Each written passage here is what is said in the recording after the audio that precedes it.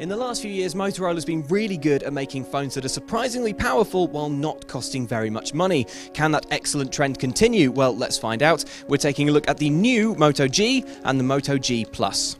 Let's start with the Moto G. So this is a 5.5-inch display. Really pleasingly, that's a full HD resolution, so they haven't scrimped on the pixels. And the phone's body is water resistant, so this thing should survive being spilled in your beer.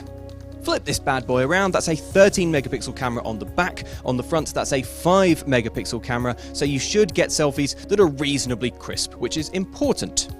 It's got an octa-core processor, so it should be reasonably quick, and it's running Android Marshmallow, which is a recent version of Android. Now, Motorola typically doesn't do too much meddling with Google's own operating system, so what you get here should be a fairly clean and intuitive experience. Moving on, this is the Moto G Plus, which looks exactly the same, and it kind of is. The screen is the same size, the resolution's the same size, and it has the same processor as well. Where it does differ, however, is the camera. Instead of the 13 megapixel snapper that you get on the Moto G, on the back here is a 16 megapixel camera. And that's not all, it also has a laser autofocus, so it should be good for taking photos of fast-moving subjects, like cats, for instance.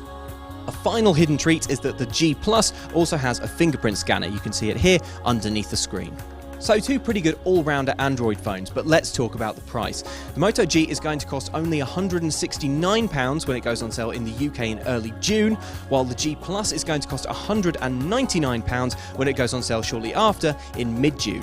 That means that both of these phones are pretty affordable. We'll have to wait until the full review before we can find out exactly how capable they are, of course, but my early impressions are that £30 isn't that much difference to get that slightly better camera.